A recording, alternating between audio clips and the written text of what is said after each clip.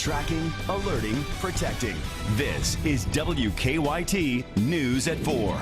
He was well known as a police officer and a man about to become the next mayor. Now his hometown is mourning his sudden death. We're in Stanford with how TJ Hill is being remembered. Weekend is off and running with a whole lot of sunshine out there. I am tracking milder temperatures, but it does come with a price. And oh, by the way, winter shows back up in the 7-day in just a moment. And the top-ranked Cats are back home tonight after that huge win over Kansas. Rob Bromley and KSR's Matt Jones join us live from Wildcat Central as we count down to tip-off. Welcome to WKYT News at 4. I'm Jennifer Palumbo. It's a cold end to the week, but things are looking up, especially the temperatures for this weekend. Across the region right now, temps range from the 30s in the north to the mid-40s in southern Kentucky. You're looking live at Rupp Arena, where fans headed to tonight's game need to bundle up. WKYT Chief Meteorologist Chris Bailey is tracking a weekend warm-up. At Chris, it could also be wet, right? Yeah, especially, Jennifer, as we get toward the second half of that weekend. Short term, though, you were looking at that sky cam over downtown Lexington. That is a beautiful start to our Friday evening rush hour and then the weekend. And here on the east side of town, looking equally as nice. Not a cloud in the sky, at least on top of Live First Alert Defender. 39 degrees now in Lexington. Humidity is bone dry at 30%. So that tells us a couple of things. A, the shock factor is going to be up there today. So you go to grab a doorknob or something like that, and all of a sudden you get a little shock. But also, as soon as the sun sets, the temperatures will drop very quickly into the upper 20s.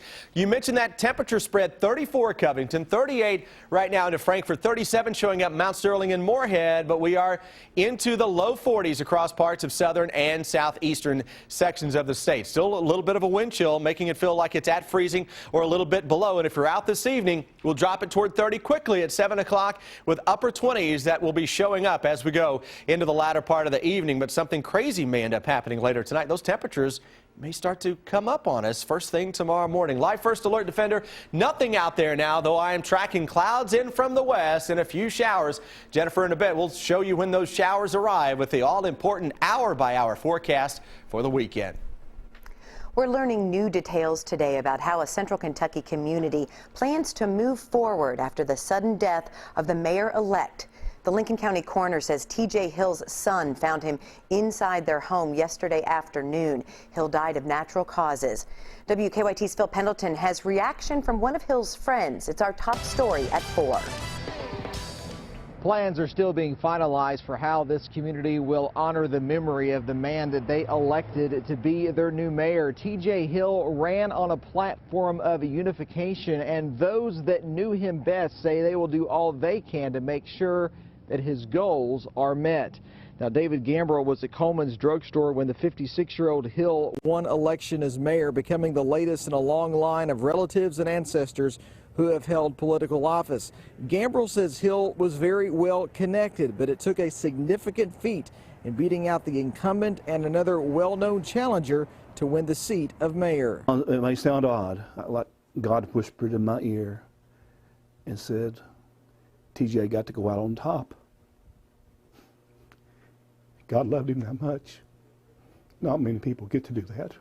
I'm told that the new city council will decide what happens now, and I asked the city attorney, also a longtime friend of Hill's, more about that move, what he had to say coming up at 5:30. But for now, in Lincoln County, Phil Pendleton, WKYT. Spurlin Funeral Home will handle Hill's arrangements. The Lexington Police Department is investigating 3 break-ins, 2 at businesses next to each other. Police say the China King restaurant on Bryan Station Road and a nearby nail salon were broken into around 3 this morning. The back door of the restaurant was damaged and someone got away with cash. Nothing was stolen at the nail salon. A 3rd break-in was reported around 5 this morning after someone found a door open at the Hacienda restaurant at Lansdowne Drive and Reynolds Road. Police are looking into the possibility that the 3 are connected. The top-ranked Kentucky Wildcats are back home tonight, coming off a huge win over 5th-ranked Kansas. UK is taking on Boston University in Rupp Arena. Rob Bromley is live at Wildcat Central with a preview. Hi, Rob. Hello, Jennifer, and we are right back here at Wildcat Central, and the Kentucky Wildcats are back home for the weekend. First of two games tonight and Sunday. Tonight, it's the Terriers of Boston U. Now, the Cats, of course, as you said, are coming off that remarkable showing against Kansas, pounding the number 5 team 72-40. It is early. This team wants to get better. Defense was tremendous the other night. The offense can improve. We need to get better offensively, for sure. We have to get out and transition a little bit more. You know, the message for these guys is just each and every day we have to get better at what we need to do as a team, whether it's defensively or offensively. And if we do that, we know that we're going to give it our best effort when we go out there, you know, and hopefully it shows improvement for us. There's assistant coach John Robick filling in for John Calipari at yesterday's Newser. The Cats and Boston U tip it off at 7 o'clock tonight, and you can see it on FSN. Come down and see us here at Wildcat Central. You can get a collectible for tonight's game, the Cats against Boston U. I will be back at 5 o'clock. Hear from Andrew Harrison. He puts it on himself, Jennifer, to get this Wildcat offense playing a little bit better. The offense wasn't too bad Tuesday night as well. Jennifer, that's it from here at Wildcat Central. Back to you. All right, we look forward to seeing you at 5 o'clock, Rob. And the Cats take on Montana State Sunday night at 6. Coming up in about 20 minutes, we'll go back to Wildcat Central to check in with KSR's Matt Jones. Well, our reporters are working on a number of other stories for WKYT starting at 4:30.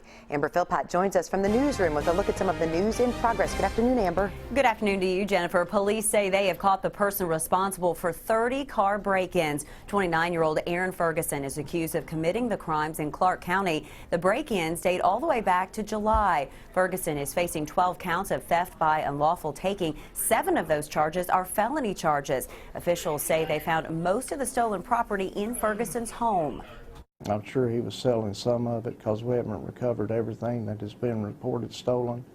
We're asking people to call our office, make an appointment with our detectives to come in if they've had anything stolen from their vehicles recently, and to see if we can they can identify property as theirs.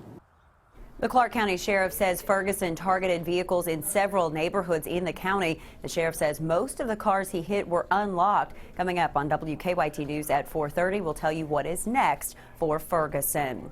Today, Senator Rand Paul was in Lexington speaking at the 40th Annual Kentucky Association of Counties Conference.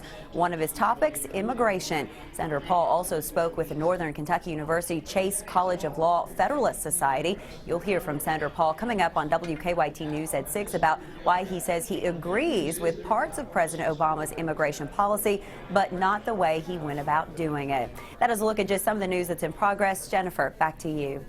Thanks, Amber. Now to stories making headlines across the nation at 4. Speaking of the president's plan, President Obama is in Las Vegas today promoting his executive action plan to reform the nation's immigration system. The president outlined orders last night that would shield millions of parents and young people from deportation. However, the plan would not provide a pathway to citizenship or health care tax credits, as some critics had feared. Republican Senator Mitch McConnell, who will soon become majority leader, says the president will regret his decision. Make no mistake, when the newly elected representatives of the people take their seats, they will act. The president's moves will last only for his presidency, and sign-ups would not start until next spring at the earliest. Students are back in class today at Florida State University, one day after a school shooting. 31-year-old Myron May opened fire at the school's library, wounding 2 students and an employee before he was killed in a shootout with police. One Florida State student who was in the library at the time says 3 books he had just checked out saved his life. 2 of the books that I had checked out had a bullet hole in them. Has found the bullet in the 3rd book for his religious theology class. Investigators say Myron May graduated from Florida State back in 2005. The attorney recently relocated to Tallahassee after working in New Mexico. If you don't want to waste all day waiting to get your cable fixed, you may not have to. Find out about one cable company's technician tracker in WKYT Money Watch. And the next time you need to book a hotel room, you may be able to do it on Amazon. How it's branching out into the travel booking business. Coming up on WKYT News at 4.